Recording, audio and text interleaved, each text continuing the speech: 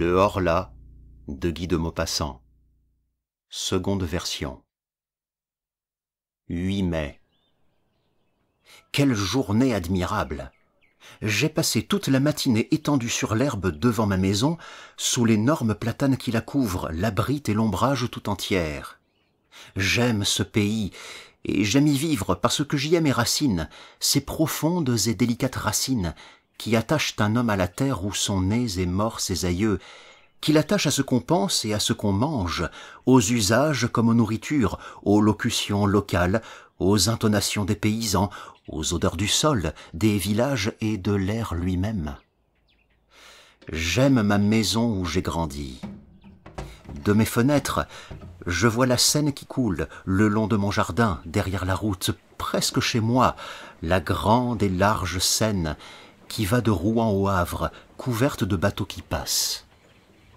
À gauche, là-bas, Rouen, la vaste ville aux toits bleus, sous le peuple pointu des clochers gothiques.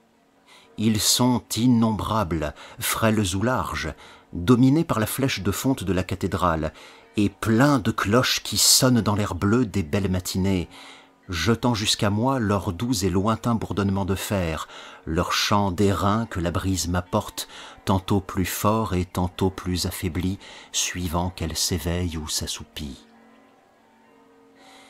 Comme il faisait bon ce matin. Vers 11 heures, un long convoi de navires, traîné par un remorqueur, gros comme une mouche, et qui râlait de peine en vomissant une fumée épaisse, défila devant ma grille. Après 2 goélettes anglaises, dont le pavillon rouge ondoyait sur le ciel, venait un superbe 3-mâts brésilien, tout blanc, admirablement propre et luisant. Je le saluai, je ne sais pourquoi, tant ce navire me fit plaisir à voir. 12 mai. J'ai un peu de fièvre depuis quelques jours. Je me sens souffrant, ou plutôt je me sens triste. D'où viennent ces influences mystérieuses qui changent en découragement notre bonheur et notre confiance en détresse? On dirait que l'air invisible est plein d'inconnaissables puissances dont nous subissons les voisinages mystérieux. Je m'éveille plein de gaieté, avec des envies de chanter dans la gorge. Pourquoi? Je descends le long de l'eau, et soudain, après une courte promenade, je rentre désolé, comme si quelque malheur m'attendait chez moi. Pourquoi? Est-ce un frisson de froid qui, frôlant ma peau, a ébranlé mes nerfs et assombri mon âme? Est-ce la forme des nuages ou la couleur du jour, la couleur des choses, si variable, qui, passant par mes yeux, a troublé ma pensée? Sait-on? Tout ce qui nous entoure, tout ce que nous voyons sans le regarder, tout ce que nous frôlons sans le connaître, tout ce que nous touchons sans le palper, tout ce que nous rencontrons sans le distinguer, a sur nous, sur nos organes, et par eux sur nos idées, sur notre cœur lui-même, des effets rapides, surprenants et inexplicables. Comme il est profond, ce mystère de l'invisible. Nous ne le pouvons sonder avec nos sens misérables, avec nos yeux qui ne savent apercevoir ni le trop petit, ni le trop grand, ni le trop près, ni le trop loin, ni les habitants d'une étoile, ni les habitants d'une goutte d'eau. Avec nos oreilles qui nous trompent, car elles nous transmettent les vibrations de l'air en notes sonores. Elles sont des fées qui font ce miracle de changer en bruit ce mouvement, et par cette métamorphose donnent naissance à la musique qui rend chantante l'agitation muette de la nature. Avec notre odorat, plus faible que celui du chien, avec notre goût qui peut à peine discerner l'âge d'un vin. Ah, si nous avions d'autres organes qui accompliraient en notre faveur d'autres miracles, que de choses nous pourrions découvrir encore autour de nous. 16 mai. Je suis malade décidément. Je me portais si bien le mois dernier. J'ai la fièvre, une fièvre atroce. plutôt un énervement fiévreux, qui rend mon âme aussi souffrante que mon corps. J'ai sans cesse cette sensation affreuse d'un danger menaçant, cette appréhension d'un malheur qui vient ou de la mort qui approche, ce pressentiment qui est sans doute l'atteinte d'un mal encore inconnu, germant dans le sang et dans la chair. 18 mai. Je viens d'aller consulter mon médecin car je ne pouvais plus dormir. Il m'a trouvé le pouls rapide, l'œil dilaté, les nerfs vibrants, mais sans aucun symptôme alarmant. Je dois me soumettre aux douches et boire du bromure de potassium. 25 mai. Aucun changement. Mon état vraiment est bizarre. À mesure qu'approche le soir, une inquiétude incompréhensible m'envahit, comme si la nuit cachait pour moi une menace terrible. Je dîne vite, puis j'essaye de lire, mais je ne comprends pas les mots. Je distingue à peine les lettres. Je marche alors dans mon salon de long en large, sous l'oppression d'une crainte confuse et irrésistible, la crainte du sommeil et la crainte du lit. Vers 10 heures, je monte dans ma chambre. À peine entré, je donne 2 tours de clé et je pousse les verrous. J'ai peur. De quoi? Je ne redoutais rien jusqu'ici. J'ouvre mes armoires, je regarde sous mon lit, j'écoute. J'écoute. Quoi? Est-ce étrange qu'un simple malaise, un trouble de la circulation peut-être, l'irritation d'un filet nerveux, un peu de congestion, une toute petite perturbation dans le fonctionnement si imparfait et si délicat de notre machine vivante, puisse faire un mélancolique du plus joyeux des hommes et un poltron du plus brave? Puis je me couche et j'attends le sommeil comme on attendrait le bourreau. Je l'attends avec l'épouvante de sa venue, et mon cœur bat, et mes jambes frémissent, et tout mon corps tressaille dans la chaleur des draps, jusqu'au moment où je tombe tout à coup dans le repos, comme on tomberait pour s'y noyer dans un gouffre d'eau stagnante. Je ne le sens pas venir, comme autrefois, ce sommeil perfide, caché près de moi, qui me guette, qui va me saisir par la tête, me fermer les yeux, m'anéantir. Je dors longtemps, 2 ou 3 heures, puis un rêve, non, un cauchemar m'étreint. Je sens bien que je suis couché, que je dors. Je le sens et je le sais. Et je sens aussi que quelqu'un s'approche de moi, me regarde, me palpe, monte sur mon lit, s'agenouille sur ma poitrine, me prend le cou entre ses mains et serre de toute sa force pour m'étrangler. Moi, je me débats, lié par cette impuissance atroce qui nous paralyse dans les songes. Je veux crier, je ne peux pas. Je veux remuer, je ne peux pas. J'essaye avec des efforts affreux, en haletant, de me tourner, de rejeter cet être qui m'écrase et qui m'étouffe. Je ne peux pas. Et soudain, je m'éveille, affolé, couvert de sueur. J'allume une bougie. Je suis seul. Après cette crise qui se renouvelle toutes les nuits, je dors enfin avec calme jusqu'à l'aurore.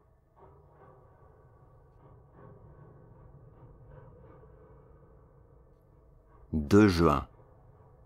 Mon état s'est encore aggravé. Qu'ai-je donc? Le bromure n'y fait rien, les douches n'y font rien. Tantôt pour fatiguer mon corps, si là pourtant, j'allais faire un tour dans la forêt de Roumare. Je crus d'abord que l'air frais, léger et doux, plein d'odeurs d'herbes et de feuilles, me versait aux veines un sang nouveau, au cœur une énergie nouvelle. Je pris une grande avenue de chasse, puis je tournai vers la Bouille, par une allée étroite, entre deux armées d'arbres démesurément hauts qui mettaient un toit vert, épais, presque noir, entre le ciel et moi. Un frisson me saisit soudain, non pas un frisson de froid, mais un étrange frisson d'angoisse. Je hâtai le pas, inquiet d'être seul dans ce bois, apeuré sans raison, stupidement, par la profonde solitude. Tout à coup, il me sembla que j'étais suivi, qu'on marchait sur mes talons, tout prêt à me toucher. Je me retournai brusquement. J'étais seul. Je ne vis derrière moi que la droite et large allée, vide, haute, redoutablement vide. Et de l'autre côté, elle s'étendait aussi à perte de vue, toute pareille, effrayante. Je fermai les yeux. Pourquoi? Et je me mis à tourner sur un talon, très vite, comme une toupie. Je faillis tomber, je rouvris les yeux. Les arbres dansaient, la terre flottait. Je dus m'asseoir. Puis, je ne savais plus par où j'étais venu. Bizarre idée, bizarre idée, je ne savais plus du tout. Je partis par le côté qui se trouvait à ma droite, et je revins dans l'avenue qui m'avait amené au milieu de la forêt. 3 juin. La nuit a été horrible. Je vais m'absenter pendant quelques semaines. Un petit voyage, sans doute, me remettra. 2 juillet. Je rentre. Je suis guéri. J'ai fait d'ailleurs une excursion charmante. J'ai visité le mont Saint-Michel que je ne connaissais pas. Quelle vision quand on arrive, comme moi, à Avranches vers la fin du jour. La ville est sur une colline, et on me conduisit dans le jardin public au bout de la cité. Je poussai un cri d'étonnement. Une baie démesurée s'étendait devant moi, à perte de vue, entre 2 côtés écartés se perdant au loin dans les brumes.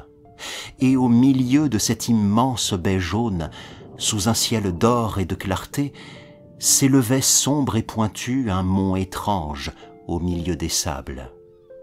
Le soleil venait de disparaître, et sur l'horizon encore flamboyant se dessinait le profil de ce fantastique rocher qui porte sur son sommet un fantastique monument.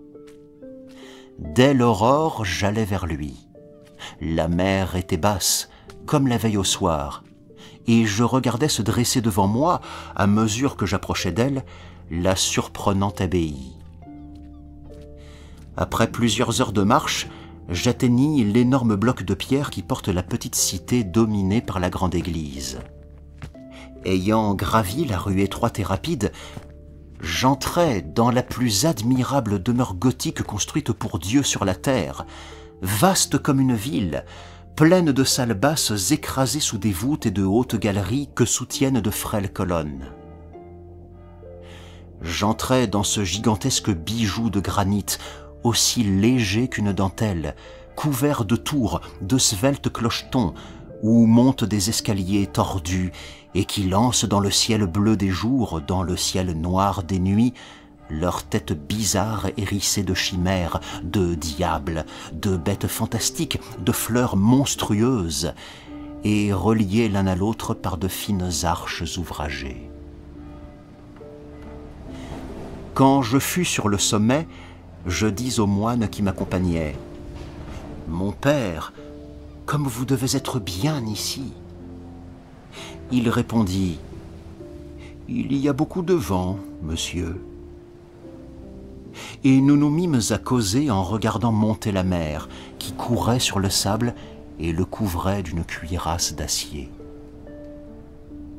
Et le moine me conta des histoires, toutes les vieilles histoires de ce lieu, des légendes, toujours des légendes. Une d'elles me frappa beaucoup.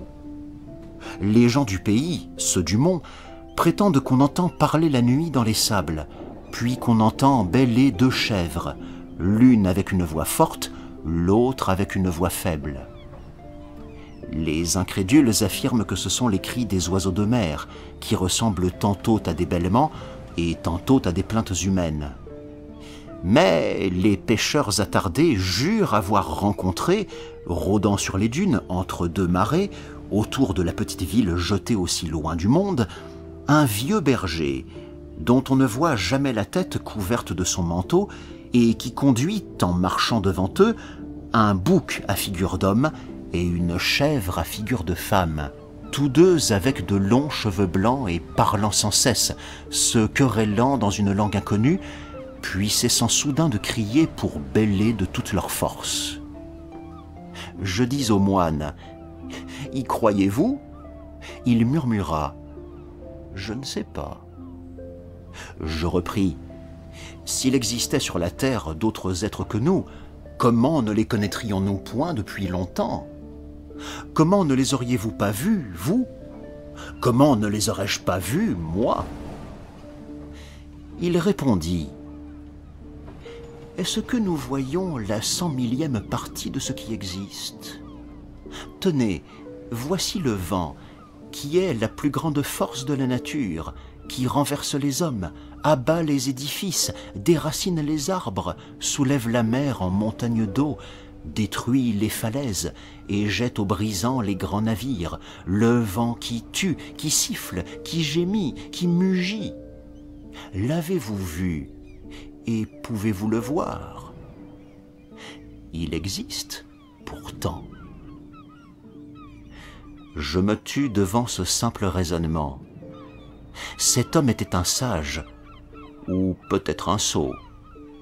Je ne l'aurais pu affirmer au juste, mais je me tus. Ce qu'il disait là, je l'avais pensé souvent. 3 juillet. J'ai mal dormi. Certes, il y a ici une influence fiévreuse, car mon cocher souffre du même mal que moi. En rentrant hier, j'avais remarqué sa pâleur singulière. Je lui demandais « Qu'est-ce que vous avez, Jean ?»« J'ai que je ne peux plus me reposer, monsieur. Ce sont mes nuits qui mangent mes jours. Depuis le départ de monsieur, cela me tient comme un sort. » Les autres domestiques vont bien, cependant, mais j'ai grand peur d'être repris, moi. 4 juillet. Décidément, je suis repris. Mes cauchemars anciens reviennent. Cette nuit, j'ai senti quelqu'un accroupi sur moi et qui, sa bouche sur la mienne, buvait ma vie entre mes lèvres. Oui, il la puisait dans ma gorge, comme aurait fait une sangsue. Puis il s'est levé, repu, et moi je me suis réveillé tellement meurtri, brisé, anéanti, que je ne pouvais plus remuer. Si cela continue encore quelques jours, je repartirai certainement. 5 juillet. Ai-je perdu la raison? Ce qui s'est passé, ce que j'ai vu la nuit dernière est tellement étrange que ma tête s'égare quand j'y songe. Comme je le fais maintenant chaque soir, j'avais fermé ma porte à clé. Puis, ayant soif, je bus un demi-verre d'eau et je remarquai par hasard que ma carafe était pleine jusqu'au bouchon de cristal. Je me couchai ensuite et je tombai dans un de mes sommeils épouvantables dont je fus tiré au bout de 2 heures environ par une secousse plus affreuse encore. Figurez-vous un homme qui dort, qu'on assassine, et qui se réveille avec un couteau dans le poumon, et qui râle couvert de sang, et qui ne peut plus respirer, et qui va mourir, et qui ne comprend pas. Voilà. Ayant enfin reconquis ma raison, j'eus soif de nouveau. J'allumai une bougie et j'allai vers la table où était posée ma carafe. Je la soulevai en la penchant sur mon verre. Rien ne coula. Elle était vide. Elle était vide complètement. D'abord, je n'y compris rien. Puis, tout à coup, je ressentis une émotion si terrible que je dus m'asseoir, ou plutôt que je tombais sur une chaise. Puis je me redressai d'un saut pour regarder autour de moi. Puis je me rassis, éperdu d'étonnement et de peur, devant le cristal transparent. Je le contemplais avec des yeux fixes, cherchant à deviner. Mes mains tremblaient. On avait donc bu cette eau? Qui? Moi? Moi, sans doute. Ce ne pouvait être que moi. Alors, j'étais somnambule. Je vivais sans le savoir, de cette double vie mystérieuse qui fait douter s'il y a deux êtres en nous, ou si un être étranger, inconnaissable et invisible, anime par moments, quand notre âme est engourdie, notre corps captif qui obéit à cet autre, comme à nous-mêmes, plus qu'à nous-mêmes. Ah, qui comprendra mon angoisse abominable? Qui comprendra l'émotion d'un homme saint d'esprit, bien éveillé, plein de raison et qui regarde épouvanté à travers le verre d'une carafe un peu d'eau disparue pendant qu'il a dormi?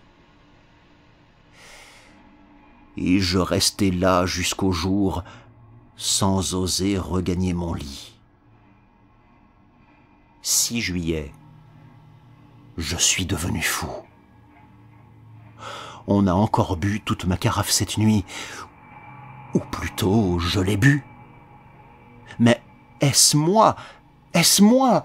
Qui serait-ce? Qui? Oh mon Dieu, je deviens fou. Qui me sauvera? 10 juillet. Je viens de faire des épreuves surprenantes. Décidément, je suis fou. Et pourtant, le 6 juillet, avant de me coucher, j'ai placé sur ma table du vin, du lait, de l'eau, du pain et des fraises. On a bu, j'ai bu toute l'eau, et un peu de lait. On n'a touché ni au vin, ni au pain, ni aux fraises. Le 7 juillet, j'ai renouvelé la même épreuve qui a donné le même résultat. Le 8 juillet, j'ai supprimé l'eau et le lait. On n'a touché à rien. Le 9 juillet, enfin, j'ai remis sur ma table l'eau et le lait seulement, en ayant soin d'envelopper les carafes en des linges de mousseline blanche et de ficeler les bouchons. Puis j'ai frotté mes lèvres, ma barbe, mes mains avec de la mine de plomb, et je me suis couché.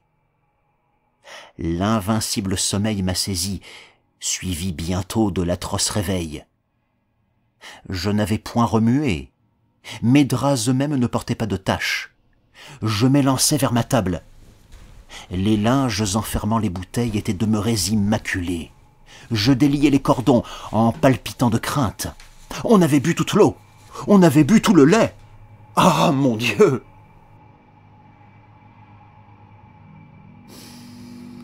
Je vais partir tout à l'heure pour Paris. 12 juillet. Paris. J'avais donc perdu la tête les jours derniers. J'ai dû être le jouet de mon imagination énervée, à moins que je ne sois vraiment somnambule, ou que j'aie subi une de ces influences constatées, mais inexplicables jusqu'ici, qu'on appelle suggestion. En tout cas, mon affolement touchait à la démence, et 24 heures de Paris ont suffi pour me remettre d'aplomb. Hier, après des courses et des visites, qui m'ont fait passer dans l'âme de l'air nouveau et vivifiant, j'ai fini ma soirée au Théâtre Français. On y jouait une pièce d'Alexandre Dumas fils. Et cet esprit alerte et puissant a achevé de me guérir. Certes, la solitude est dangereuse pour les intelligences qui travaillent. Il nous faut, autour de nous, des hommes qui pensent et qui parlent. Quand nous sommes seuls longtemps, nous peuplons le vide de fantômes. Je suis rentré à l'hôtel très gai, par les boulevards. Au coudoiement de la foule, je songeais, non sans ironie, à mes terreurs, à mes suppositions de l'autre semaine, car j'ai cru, oui, j'ai cru qu'un être invisible habitait sous mon toit. Comme notre tête est faible et s'effare, et s'égare vite, dès qu'un petit fait incompréhensible nous frappe. Au lieu de conclure par ces simples mots, je ne comprends pas parce que la cause m'échappe, Nous imaginons aussitôt des mystères effrayants et des puissances surnaturelles. 14 juillet. Fête de la République. Je me suis promené par les rues. Les pétards et les drapeaux m'amusaient comme un enfant.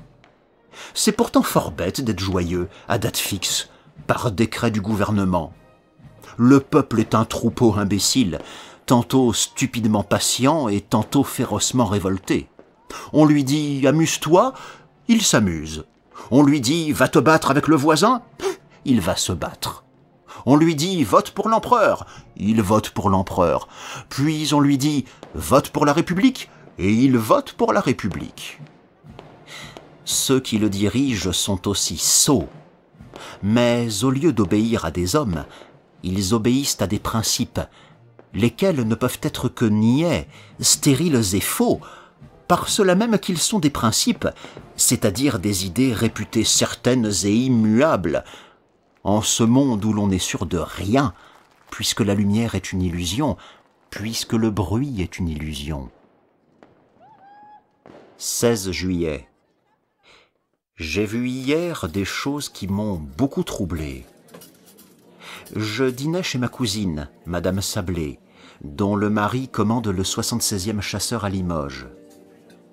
Je me trouvais chez elle avec 2 jeunes femmes, dont l'une a épousé un médecin, le docteur Parent, qui s'occupe beaucoup des maladies nerveuses et des manifestations extraordinaires auxquelles donnent lieu en ce moment les expériences sur l'hypnotisme et la suggestion.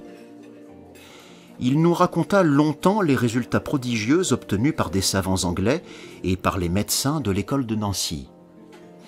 Les faits qu'il avança me parurent tellement bizarres que je me déclarai tout à fait incrédule. « Nous sommes, affirmait-il, sur le point de découvrir un des plus importants secrets de la nature, je veux dire, un de ses plus importants secrets sur cette terre, car elle en a certes d'autrement importants, là-bas dans les étoiles. Depuis que l'homme pense, depuis qu'il sait dire et écrire sa pensée, il se sent frôlé par un mystère impénétrable pour ses sens grossiers et imparfaits, et il tâche de suppléer, par l'effort de son intelligence, à l'impuissance de ses organes. Quand cette intelligence demeurait encore à l'état rudimentaire, cette hantise des phénomènes invisibles a pris des formes banalement effrayantes. De là sont nées les croyances populaires au surnaturel, les légendes des esprits rôdeurs, des fées, des gnomes, des revenants, je dirais même la légende de Dieu, car nos conceptions de l'ouvrier créateur, de quelque religion qu'elles nous viennent, sont bien les inventions les plus médiocres, les plus stupides, les plus inacceptables sorties du cerveau apeuré des créatures. Rien de plus vrai que cette parole de Voltaire. Dieu a fait l'homme à son image, mais l'homme le lui a bien rendu. Mais depuis un peu plus d'un siècle, on semble pressentir quelque chose de nouveau. Mesmer et quelques autres nous ont mis sur une voie inattendue, et nous sommes arrivés vraiment, depuis 4 ou 5 ans surtout, à des résultats surprenants. Ma cousine, très incrédule aussi, souriait. Le docteur Parent lui dit « Voulez-vous que j'essaye de vous endormir, madame ?»« Oui, je veux bien. » Elle s'assit dans un fauteuil et il commença à la regarder fixement, en la fascinant. Moi, je me sentis soudain un peu troublé, le cœur battant, la gorge serrée. Je voyais les yeux de Madame Sablé s'alourdir, sa bouche se crisper, sa poitrine haleter. Au bout de 10 minutes, elle dormait. « Mettez-vous derrière elle, » dit le médecin. Et je m'assis derrière elle. Il lui plaça entre les mains une carte de visite en lui disant « Ceci est un miroir. Que voyez-vous dedans ?»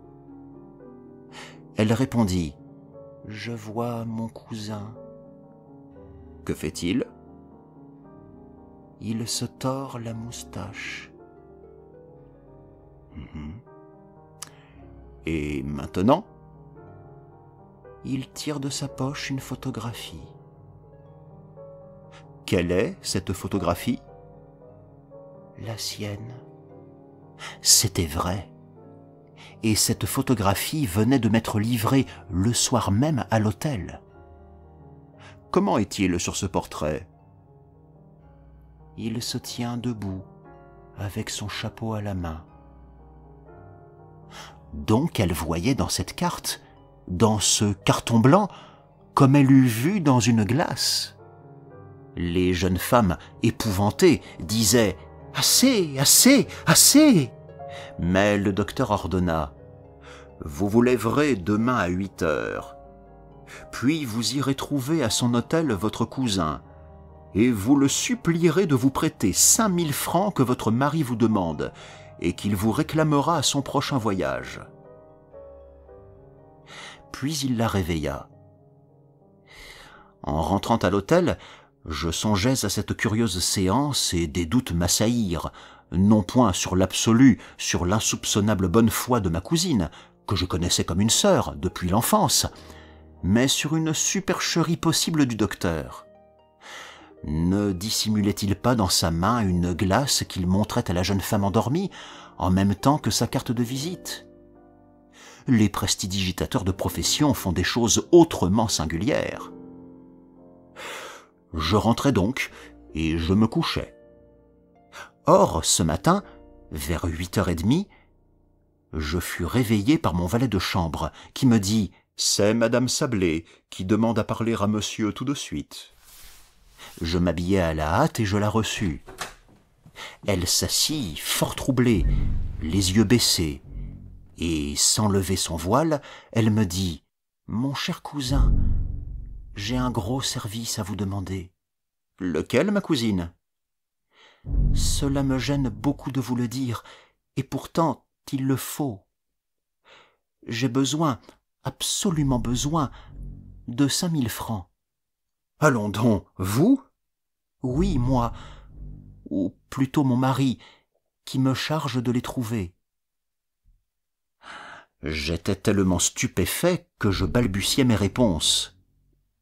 Je me demandais si vraiment elle ne s'était pas moquée de moi avec le docteur Parent, si ce n'était pas là une simple farce préparée d'avance et fort bien jouée. Mais en la regardant avec attention, tous mes doutes se dissipèrent. Elle tremblait d'angoisse, tant cette démarche lui était douloureuse, et je compris qu'elle avait la gorge pleine de sanglots. Je la savais fort riche, et je repris « Comment ? Votre mari n'a pas 5000 francs à sa disposition ? Voyons, réfléchissez. Êtes-vous sûr qu'il vous a chargé de me les demander ?» Elle hésita quelques secondes comme si elle eût fait un grand effort pour chercher dans son souvenir. Puis elle répondit « Oui, oui, j'en suis sûre. »« Il vous a écrit ?» Elle hésita encore, réfléchissant. Je devinais le travail torturant de sa pensée. Elle ne savait pas. Elle savait seulement qu'elle devait m'emprunter 5000 francs pour son mari. Donc, elle osa mentir. « Oui, il m'a écrit. »« Quand donc ? Vous ne m'avez parlé de rien hier. »« J'ai reçu sa lettre ce matin. »« Pouvez-vous me la montrer ? » ?»« Non, non, non. Elle contenait des choses intimes, trop personnelles. Je l'ai brûlée. »« Alors, c'est que votre mari fait des dettes. » Elle hésita encore, puis murmura « Je ne sais pas. » Je déclarai brusquement « C'est que je ne puis disposer de 5000 francs en ce moment, ma chère cousine. » Elle poussa une sorte de cri de souffrance. « Oh, oh, je vous en prie, trouvez-les !» Elle s'exaltait, joignait les mains comme si elle m'eût prié. J'entendais sa voix changer de ton. Elle pleurait et bégayait, harcelée, dominée par l'ordre irrésistible qu'elle avait reçu. « Oh, oh, je vous en supplie, si vous saviez comme je souffre, il me les faut aujourd'hui. » J'eus pitié d'elle. « Vous les aurez tantôt, je vous le jure. » Elle s'écria « Oh, merci, merci, que vous êtes bon. » Je repris Vous rappelez-vous ce qui s'est passé hier soir chez vous? Oui. Vous rappelez-vous que le docteur Parent vous a endormi? Oui. Eh bien, il vous a ordonné de venir m'emprunter ce matin 5000 francs, et vous obéissez en ce moment à cette suggestion. Elle réfléchit quelques secondes et répondit « Puisque c'est mon mari qui les demande. » Pendant 1 heure, j'essayais de la convaincre, mais je n'y pus parvenir. Quand elle fut partie, je courus chez le docteur. Il allait sortir, et il m'écouta en souriant. Puis il dit « Croyez-vous maintenant ?»« Oui, il le faut bien. Allons chez votre parente. » Elle sommeillait déjà sur une chaise longue, accablée de fatigue. Le médecin lui prit le pouls, la regarda quelque temps, une main levée vers ses yeux qu'elle ferma peu à peu sous l'effort insoutenable de cette puissance magnétique.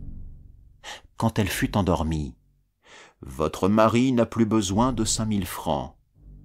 Vous allez donc oublier que vous avez prié votre cousin de vous les prêter. Et s'il vous parle de cela, vous ne comprendrez pas. » Puis il la réveilla. Je tirai de ma poche un portefeuille. « Voici, ma chère cousine, ce que vous m'avez demandé ce matin. » Elle fut tellement surprise que je n'osais pas insister. J'essayai cependant de ranimer sa mémoire, mais elle nia avec force, crut que je me moquais d'elle, et faillit à la fin se fâcher. Voilà, je viens de rentrer, et je n'ai pu déjeuner tant cette expérience m'a bouleversé.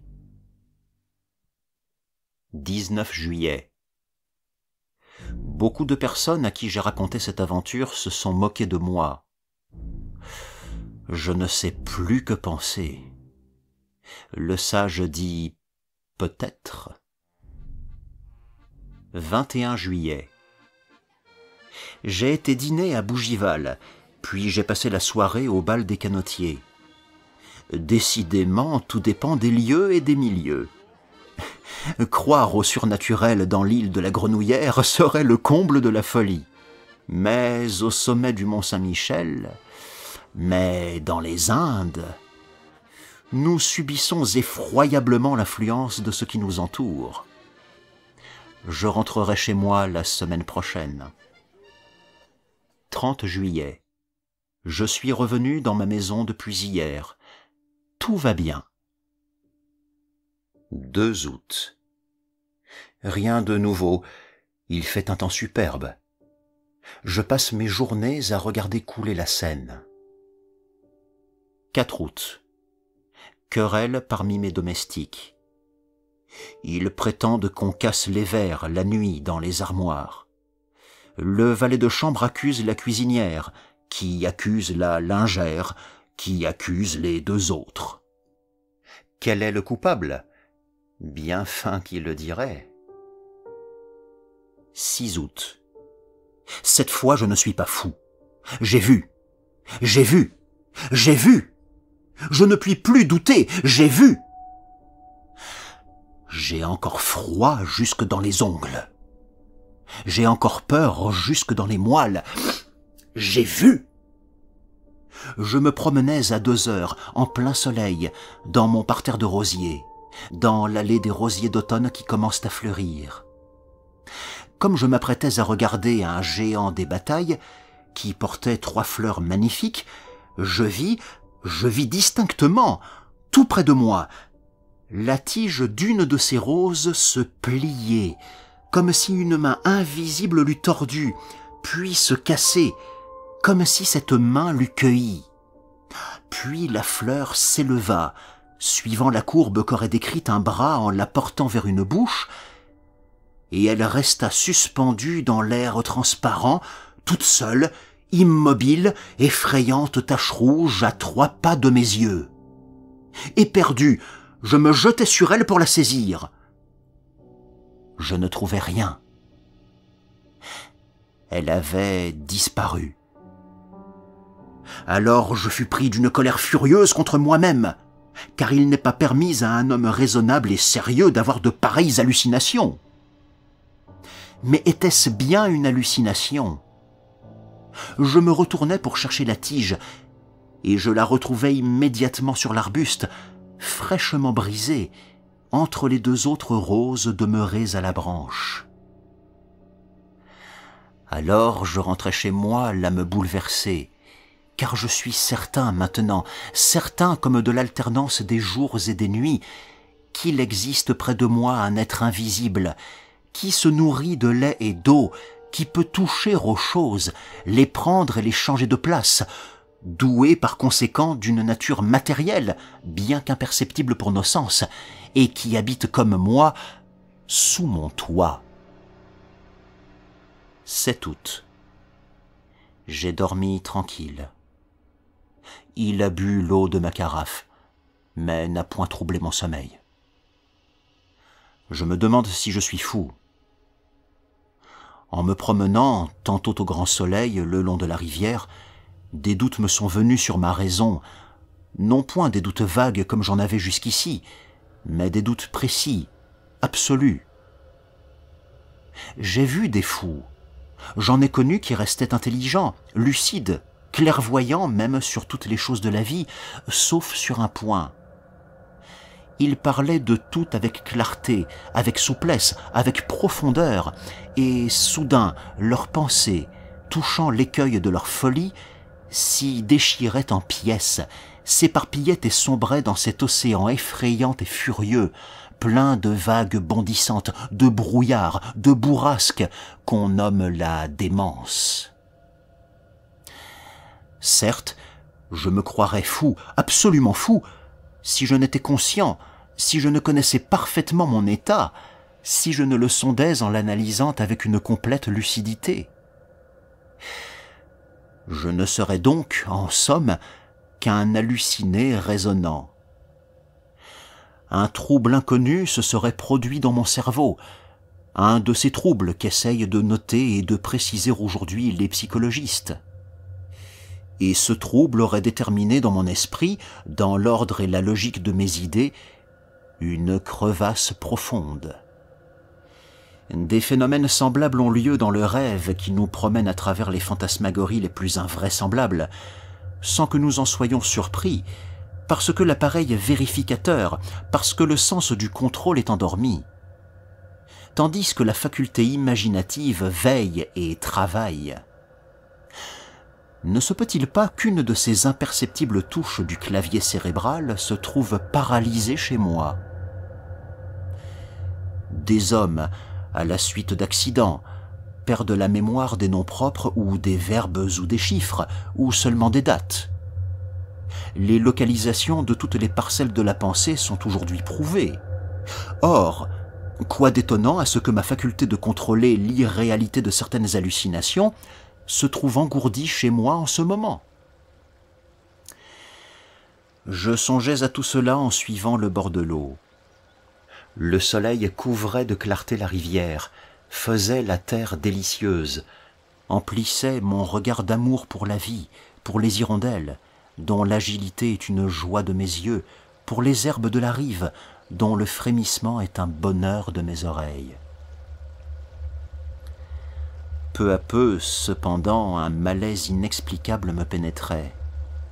Une force, me semblait-il, une force occulte m'engourdissait, m'arrêtait, m'empêchait d'aller plus loin, me rappelait en arrière.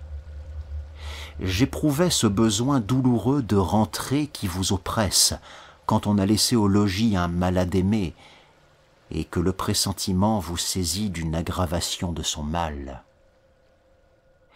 Donc je revins malgré moi, sûr que j'allais trouver dans ma maison une mauvaise nouvelle, une lettre ou une dépêche. Il n'y avait rien. Et je demeurais plus surpris et plus inquiet que si j'avais eu de nouveau quelque vision fantastique. 8 août. J'ai passé hier une affreuse soirée.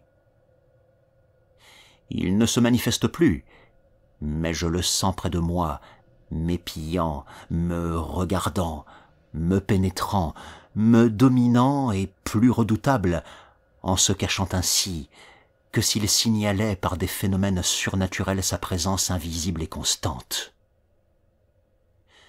J'ai dormi, pourtant. 9 août. Rien, mais j'ai peur. 10 août. Rien. Qu'arrivera-t-il demain? 11 août. Toujours rien. Je ne puis plus rester chez moi avec cette crainte et cette pensée entrées en mon âme. Je vais partir. 12 août, 10 heures du soir. Tout le jour, j'ai voulu m'en aller.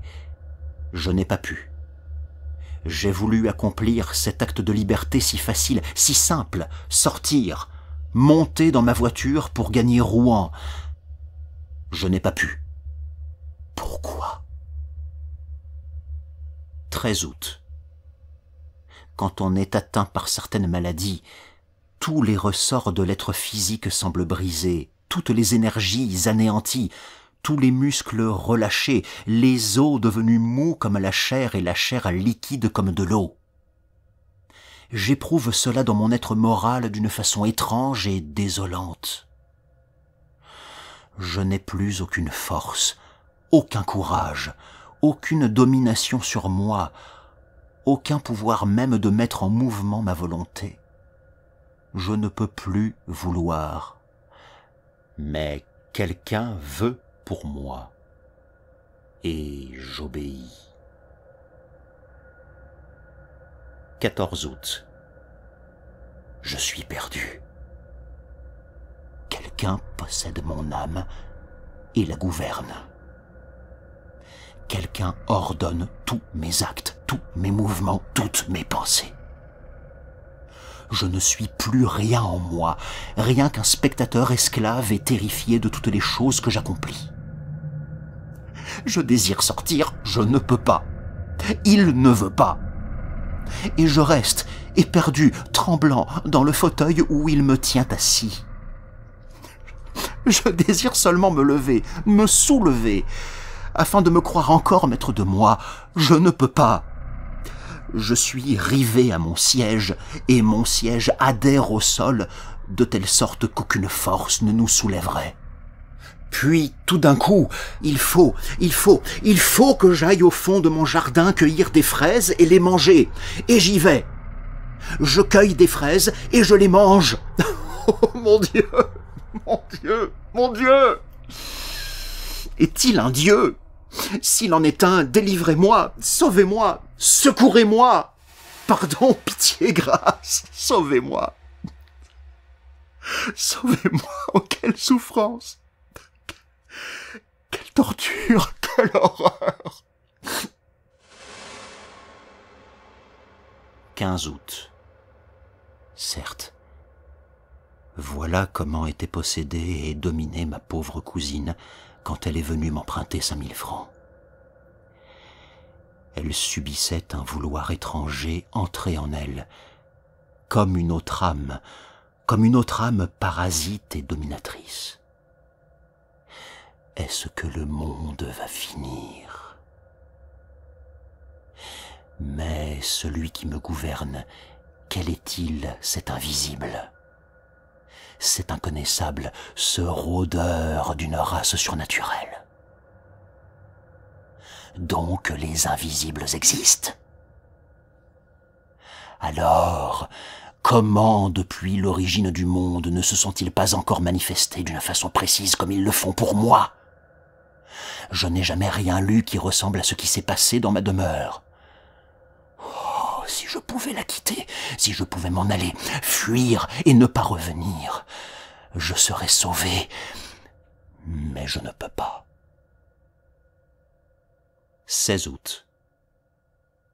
J'ai pu m'échapper aujourd'hui pendant 2 heures, comme un prisonnier qui trouve ouverte par hasard la porte de son cachot. J'ai senti que j'étais libre tout à coup et qu'il était loin. J'ai ordonné d'atteler bien vite et j'ai gagné Rouen.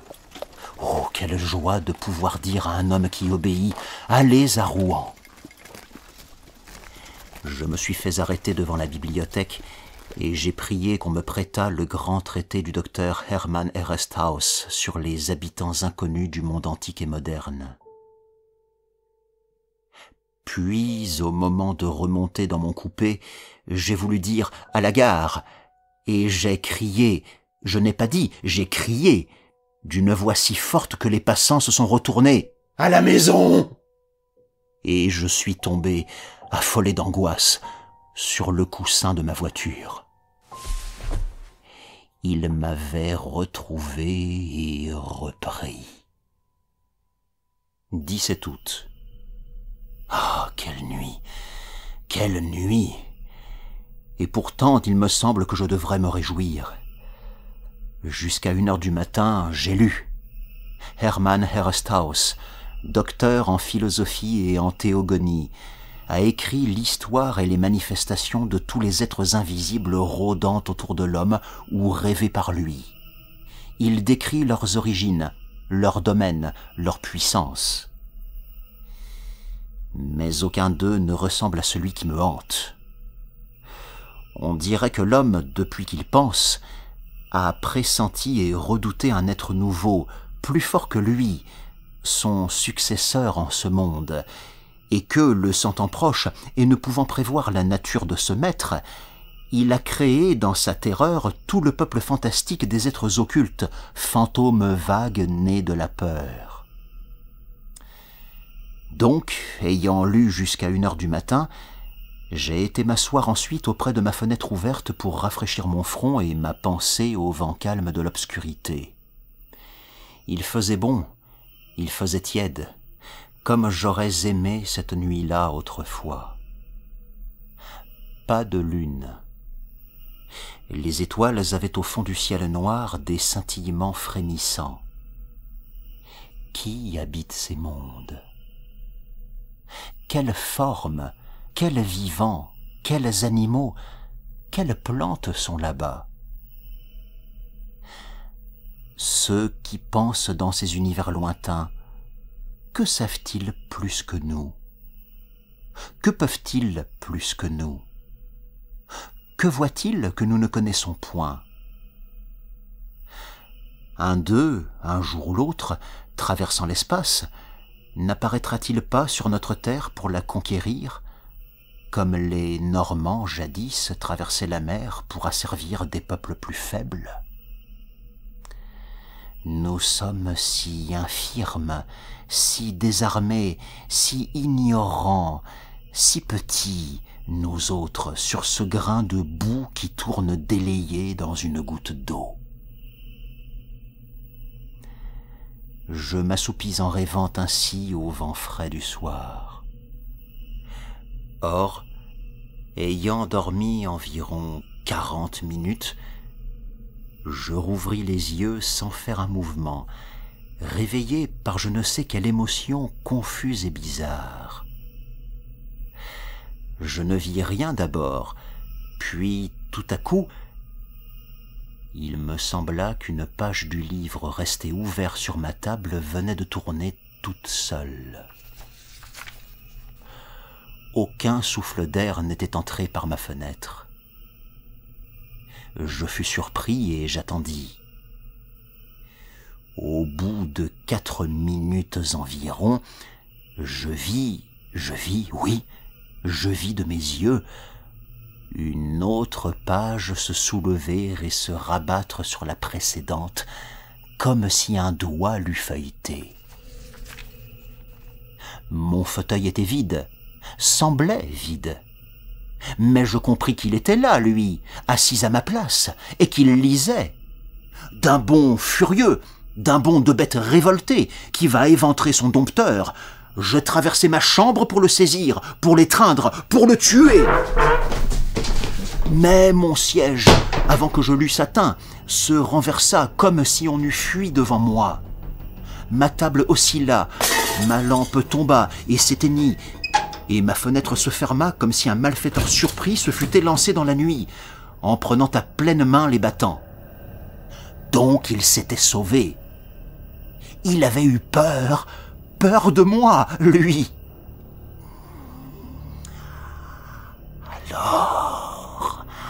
Alors, demain, ou après, ou un jour quelconque, je pourrai donc le tenir sous mes poings et l'écraser contre le sol.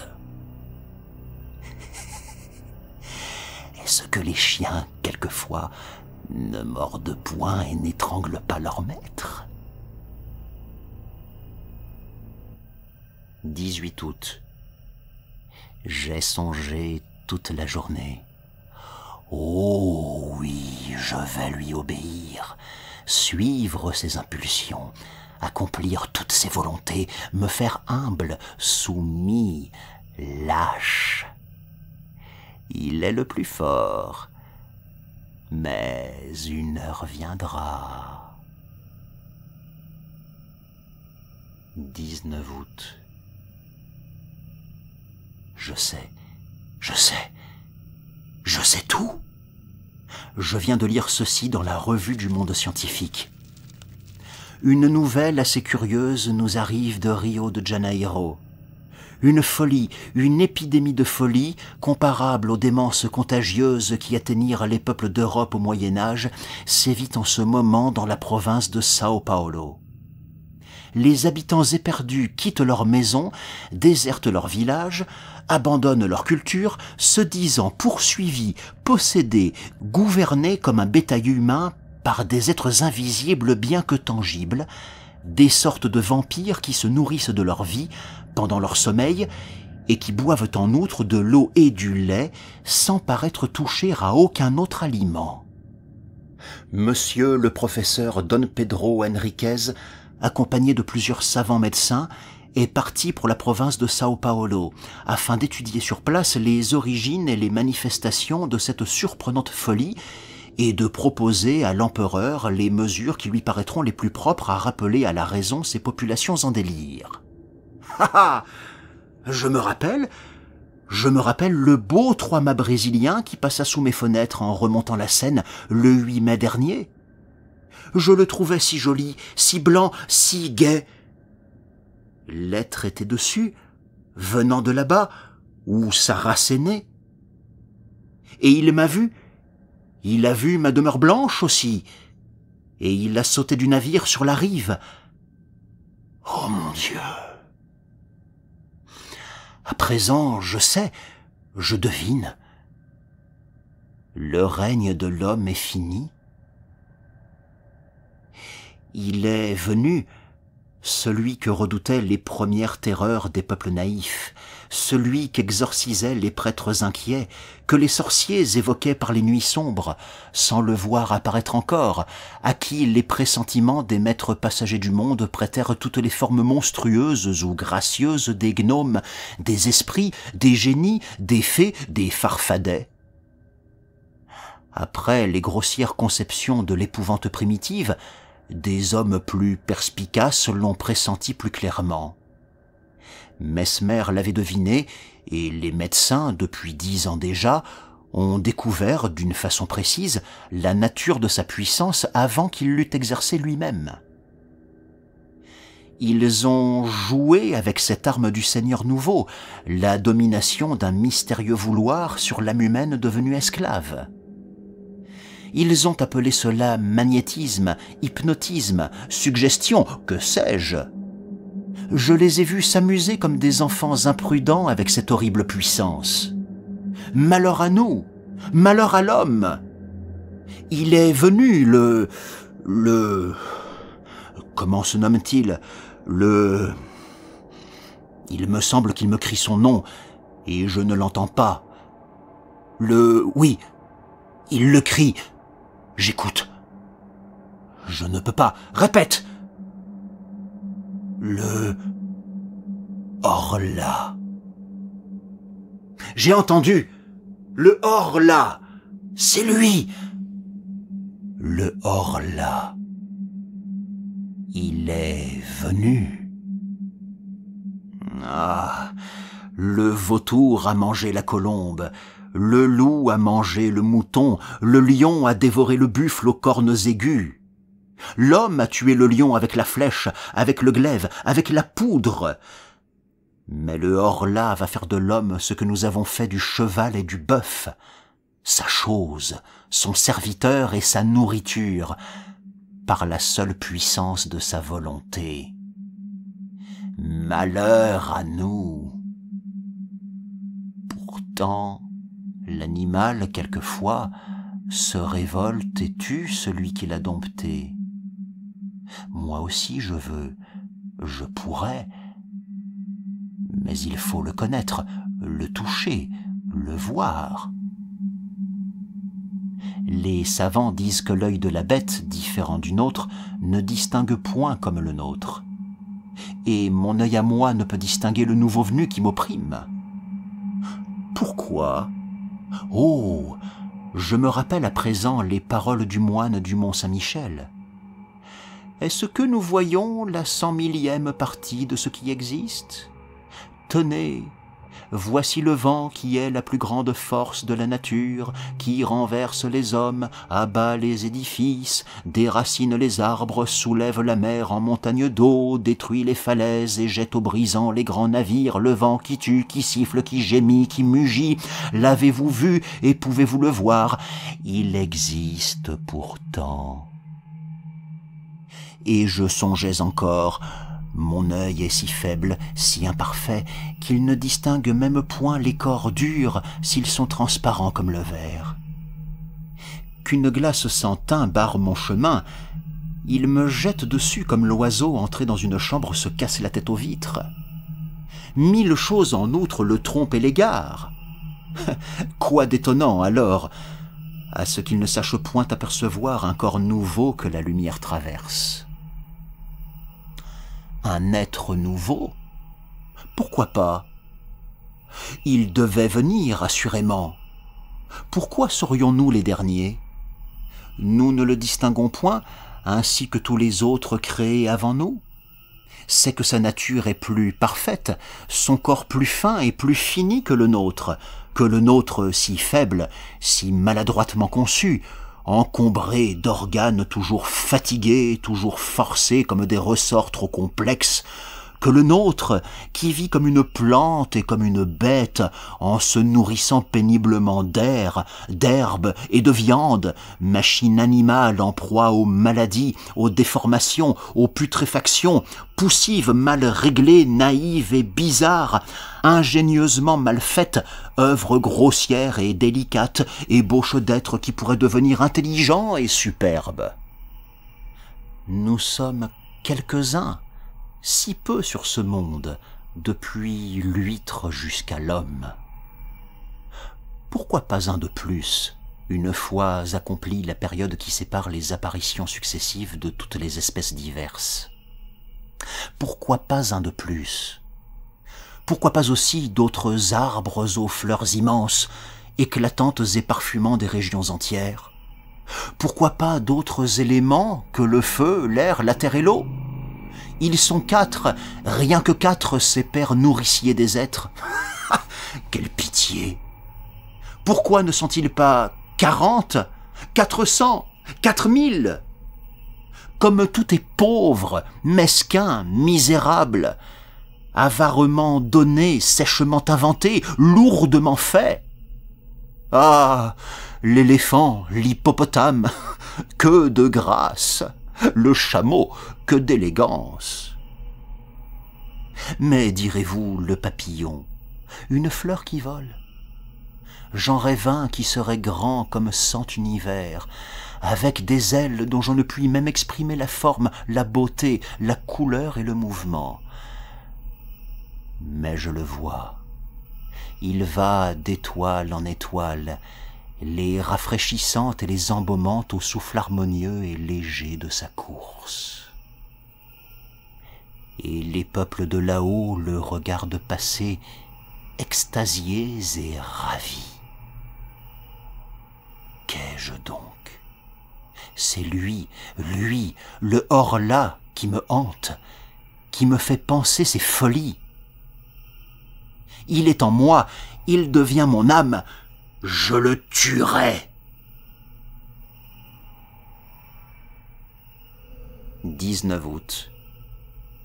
Je le tuerai. Je l'ai vu. Je me suis assis hier soir à ma table et je fis semblant d'écrire avec une grande attention. Je savais bien qu'il viendrait rôder autour de moi, tout près, si près que je pourrais peut-être le toucher, le saisir. Et alors j'aurais la force des désespérés. J'aurais mes mains, mes genoux, ma poitrine, mon front, mes dents pour l'étrangler, l'écraser, le mordre, le déchirer. Et je le guettais avec tous mes organes surexcités. J'avais allumé mes 2 lampes et les 8 bougies de ma cheminée, comme si j'eusse pu, dans cette clarté, le découvrir. En face de moi, mon lit, un vieux lit de chêne à colonnes. À droite, ma cheminée. À gauche, ma porte fermée avec soin, après l'avoir laissée longtemps ouverte, afin de la tirer. Derrière moi, une très haute armoire à glace, qui me servait chaque jour pour me raser, pour m'habiller, et où j'avais coutume de me regarder de la tête aux pieds chaque fois que je passais devant. Donc, je faisais semblant d'écrire, pour le tromper, car il m'épiait lui aussi. Et soudain, je sentis, je fus certain qu'il lisait par-dessus mon épaule, qu'il était là, frôlant mon oreille. Je me dressai, les mains tendues, et me tournant si vite que je faillis tomber. Eh bien, on y voyait comme en plein jour, et je ne me vis pas dans ma glace. Elle était vide, claire, profonde, pleine de lumière. Mon image n'était pas dedans, et j'étais en face, moi. Je voyais le grand verre limpide du haut en bas, et je regardais cela avec des yeux affolés. Et je n'osais plus avancer, je n'osais plus faire un mouvement, sentant bien pourtant qu'il était là, mais qu'il m'échapperait encore, lui dont le corps imperceptible avait dévoré mon reflet. Comme j'eus peur. Puis voilà que tout à coup je commençais à m'apercevoir dans une brume, au fond du miroir, dans une brume comme à travers une nappe d'eau. Et il me semblait que cette eau glissait de gauche à droite, lentement, rendant plus précise mon image, de seconde en seconde. C'était comme la fin d'une éclipse. Ce qui me cachait ne paraissait point posséder de contours nettement arrêtés, mais une sorte de transparence opaque, s'éclaircissant peu à peu. Je pus enfin me distinguer complètement, ainsi que je le fais chaque jour en me regardant. Je l'avais vu. L'épouvante m'en est restée, qui me fait encore frissonner. 20 août. Le tuer. Comment, puisque je ne peux l'atteindre? Le poison, mais il me verrait le mêler à l'eau. Et nos poisons, d'ailleurs, auraient-ils un effet sur son corps imperceptible? Non, non, sans aucun doute. Alors...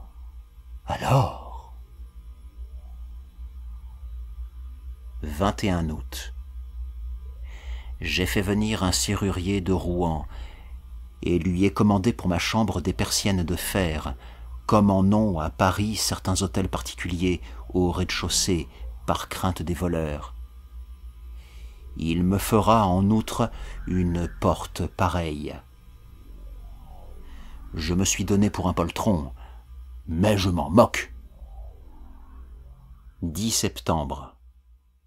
Rouen, hôtel Continental. C'est fait. C'est fait.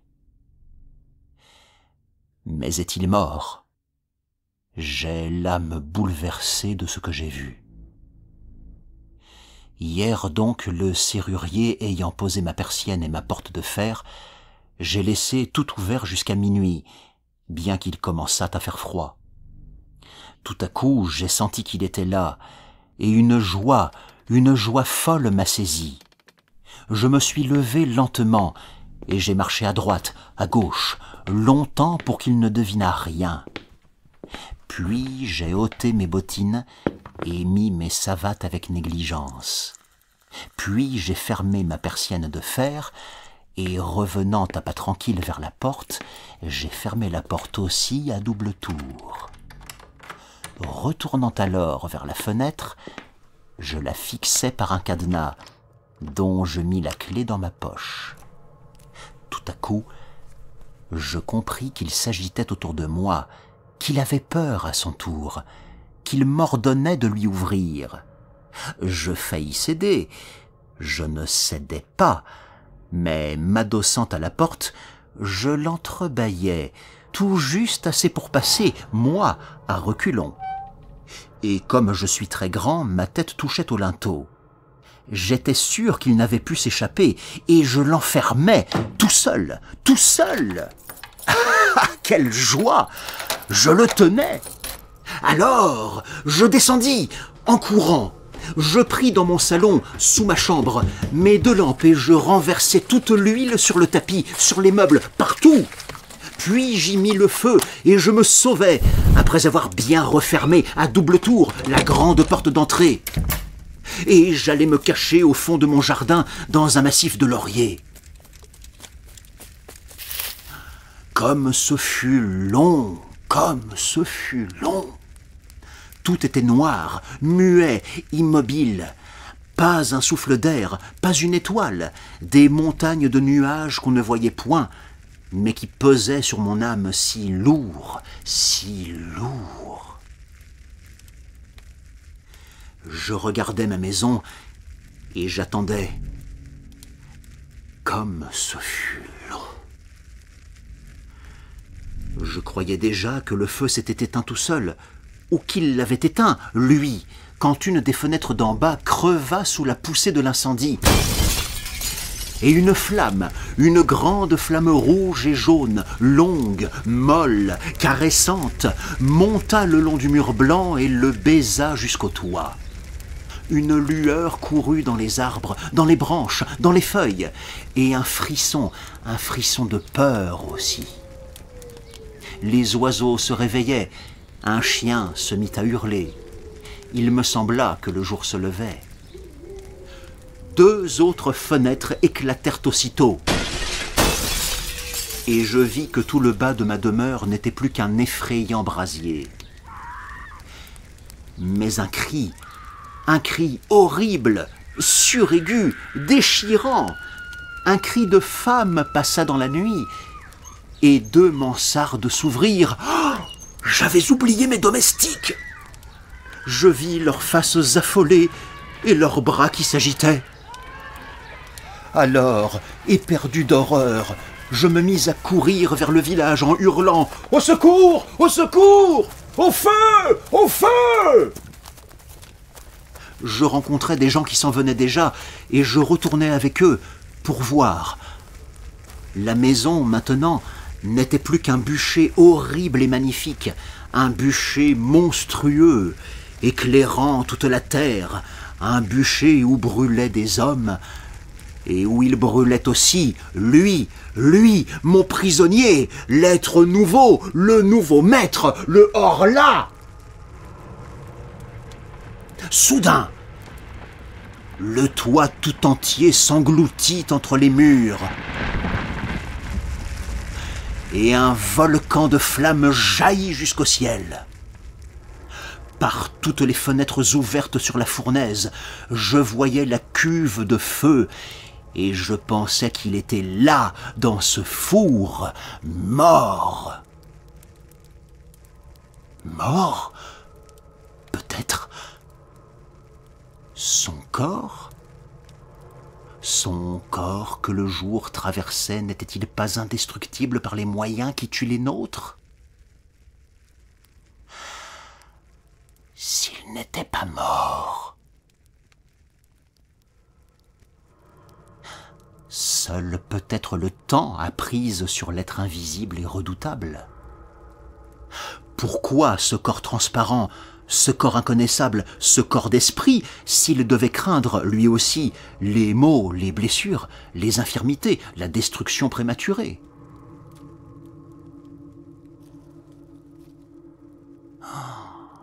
La destruction prématurée. Toute l'épouvante humaine vient d'elle. Après l'homme, le hors-là. Après celui qui peut mourir tous les jours, à toutes les heures, à toutes les minutes, par tous les accidents, est venu celui qui ne doit mourir qu'à son jour, à son heure, à sa minute, parce qu'il a touché la limite de son existence. Non, non, sans aucun doute, il n'est pas mort. Alors, il va donc falloir que je me tue, moi.